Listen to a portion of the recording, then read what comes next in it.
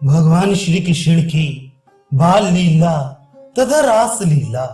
श्री नारद जी बोली, पार्वती वल्लभ महेश्वर श्री कृष्ण रूप वाली भगवती के चरित्र का संक्षेप में मुझसे वर्णन कीजिए। जिस प्रकार उन्होंने गोकुल में राधा के साथ विहार किया और पृथ्वी के भार स्वरूप बहुत से वीरों का रण में तथा अन्यत्र कुरुक्षेत्र आदि में भी संहार किया, स्वयं अपने बंधु बांधवों यदुवंशियों तथा समस्त ऋषियों के साथ जिस प्रकार से पृथ्वी पर विराजमान रहे और अंत में जिस प्रकार श्री कृष्ण ने स्वर्गारोहण किया, वह सब आप मुझे बताइए। श्री महादेव जी बोली, मुनि श्रेष्ठ, सभी ग्वाल बालों के साथ गोकुल में विहार करते हुए श्री कृष्ण ने बाल्यावस्था में ही उन धेनुकासुर आदि महान दैत्यों को मारकर तथा कालिय दमन करके अपने अद्भुत प्रभाव का प्रदर्शन करते हुए रमणीक वृंदावन में राधा के साथ विहार किया। भगवती काली के ही पुरुष रूप भगवान श्री कृष्ण ने भैरव के अंश से उत्पन्न अन्य गोपियों के साथ उनके सौंदर्य की वृद्धि करते हुए विहार किया। दिन में गोकुल से मंगलमय वृंदावन में जाकर उन्होंने अपनी बांसुरी की मधुर ध्वनि से सभी गोपियों को बुलाकर और राधा को प्रधान महिषी बनाकर वहां अपनी लीला से रास रचाया। अनेक प्रकार के वन्य पुष्पों से माला बनाकर गोपियां श्री कृष्ण के गले में डाल देती थीं और अत्यंत प्रसन्न होकर उन्हें देखने लगती थीं। अपने मुख पर मुस्कान लिए श्री कृष्ण भी उन गोपियों को सुंदर माला पहनाकर उनके हर्षित मुख कमल को निरंतर देखते रहते थे। कभी दिव्य सिंहासन पर बैठे हुए श्री कृष्ण परम सुंदरी राधा को अपने बाएं भाग में बिठाकर करोड़ों चंद्रों की कांति के सदृश उनके मुख कमल का स्नेह पूर्वक स्पर्श करते थे। वे यदुनंदन श्री कृष्ण गोपिका समूहों के साथ कभी यमुना के तट पर और कभी जल में क्रीड़ा किया करते थे। वे श्री कृष्ण रात्रि काल में अपनी बांसुरी की ध्वनि से गोपियों का चित्त आकृष्ट करके और उन्हें वन में बुलाकर उनके साथ आनंद पूर्वक विहार करते थे। मुनि, कभी राधिका जी कमल सदृश 5 मुख वाले भगवान शिव का सुंदर रूप धारण कर लेती थी और स्वयं श्री कृष्ण गौरी के रूप में होकर उनके साथ विहार करने लगते थे। महामुनि, इस प्रकार राधा के साथ रमण करते हुए परिपूर्ण आनंद स्वरूप साक्षात भगवान श्री कृष्ण गोकुल में रहते थे। एक समय शरद पूर्णिमा की महानिशा में विहार करने का मन में निश्चय करके श्री कृष्ण वृंदावन आए।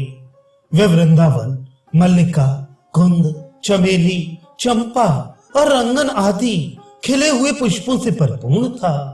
मंद मंद सुगंधित वायु से अत्यंत रमणीय था। मधुर ध्वनि के द्वारा गुंजार करने वाले मदमत्त भौरों से सुशोभित था और काम से व्याकुल चित्त वाले कोकिल तथा क्रौंच पक्षियों से निनादित था। नारद, उस वन में खिले हुए श्वेत कमल, कुमुद, पंकज आदि पुष्पों से युक्त अत्यंत मनोहर सरोवर विद्यमान थे। उस समय सभी प्राणियों को हर्षित करने वाला तथा स्त्रियों को मन को द्रवीभूत करता हुआ अत्यंत निर्मल चंद्रमा आकाश में उदित हुआ। मुनि, इस प्रकार के प्रिय वन तथा अत्यंत स्वच्छ चंद्रमा को देखकर प्रसन्न मन वाले स्वयं श्री कृष्ण ने वंशी की मधुर ध्वनि की। उसे सुनकर श्री कृष्ण की ओर आकृष्ट मन वाली सभी सुंदर गोपांगनाएं अपने अपने घर के काम काज छोड़कर उनके पास आ गईं। सुंदर अंगों वाली राधा, जो स्त्री रूप में साक्षात पूर्ण ब्रह्म शिव जी थे, उनके आगे आगे वहां पहुंच गईं। मुनि श्रेष्ठ, उन सभी गोपिकाओं को आया हुआ देखकर वे कमल नयन श्री कृष्ण उनके साथ महारास करने का उद्योग करने लगे। भगवान श्री कृष्ण ने कामदेव को जीतकर अनेक विध शुभ क्रीड़ाएं करते हुए उनके साथ लीला विहार किया। उस समय नवीन मेघ के समान प्रभा वाले परमानंद स्वरूप पूर्णात्मा श्री कृष्ण अपने मुख पर मुस्कान के साथ 8 विग्रहों में विभक्त हो गए थे। ये देखकर क्षण भर में राधा भी चंद्रमा के समान कांति वाली तथा मंद मंद हास्य युक्त सुंदर मुख वाली प्रेमोन्मत्त 8 विग्रहों में होकर सुशोभित होने लगी। महामुनि राधा की उन 8 मूर्तियों के साथ विहार करने के लिए 8 विग्रह वाले प्रसन्नात्मा वे श्री कृष्ण क्षण भर में अंतर्धान हो गए और महामुनि अन्य सभी सुंदर गोपिकाओं को वहीं पर विरह व्यतीत छोड़कर वे अंतरिक्ष में चले गए तथा राधा के साथ वहां रासलीला करने लगी। परमानंद स्वरूप पूर्णात्मा कमल नयन भगवान श्री कृष्ण कौतूहल युक्त होकर लीला से उनके साथ आनंद विहार करते थे।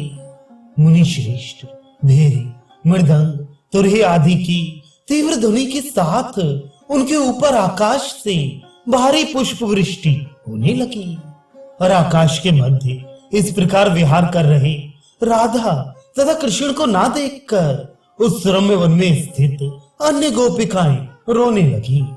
मुनिवर उन गोपिकाओं का विलाप सुनकर श्री कृष्ण राधा के साथ उस कानन में पुनः प्रकट हो गए और उनकी मनोवांछा पूर्ण करने के लिए श्री कृष्ण ने अपनी महिमा से अनेक रूपों में होकर उस महावन में उनके साथ लीला की।